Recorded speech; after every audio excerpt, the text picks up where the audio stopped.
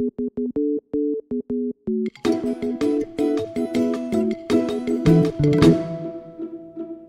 mums, if you're anything like me, by this point in the new year you'll have fallen off the wagon, ditched the diet and be desperately trying to lose those extra pounds you put on so quickly over Christmas.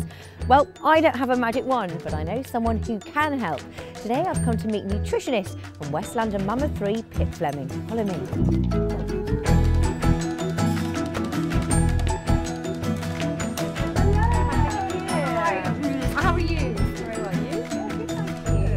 Properly overindulging since sort of mid-November.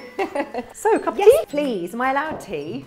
Red bush tea today. Nice and calming, I thought. So, do you fancy some of that? Yeah, well, I don't really know what red bush is. Well, it's a South African tea, and it's just very rich in antioxidants. Tastes quite similar to normal tea, so...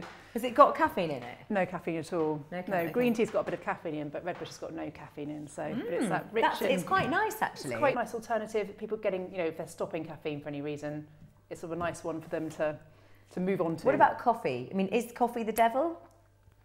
It's not. No. Wow, that's fascinating. Funnily enough, the overwhelming body of evidence now is that coffee is not as bad for us as we first thought. Yes, for some people, you can become agitated, you can upset your sleep, it can make you jittery, but actually it's very good for endurance and mood and keeping you going throughout the day. So one good cup of coffee a day, let's not feel guilty about it. There's been loads in the press at the moment about sugar and how terrible it is for us. Is it really the killer?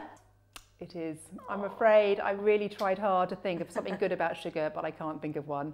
It's completely refined, it gives that quick energy, up high, and then it's fall after that.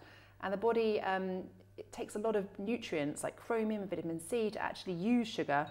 It's stored as fat. What can we have then if we want to have something sweet? Because we can't live our lives without something sweet. There's a product called xylitol. It's a sugar alternative, but it's a natural one. It's not a like saccharin or not sort of sweetener. It's from the birch tree.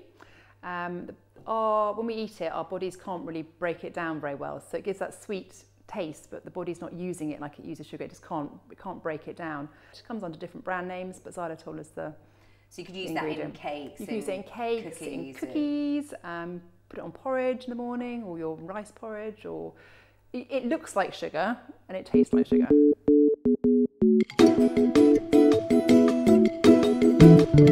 So you said we can drink coffee, but we should only have one a day. Yeah. What can we have when we want another hot drink? Have you heard of matcha tea? I've heard of matcha tea, okay, but I don't know much about it. Smell it. It's very grassy. Ooh, It's the green leaf actually powdered in powder. It's not an infusion. You're actually drinking the whole leaf. So you're getting a lot more benefit of the properties of green tea in a much more concentrated form.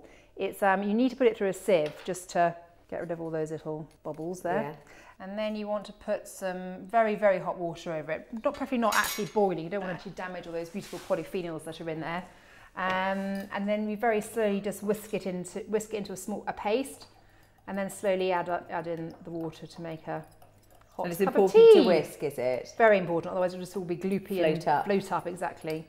And there you've got a very antioxidant-rich drink. Okay, we've got to have a try of the green tea stuff.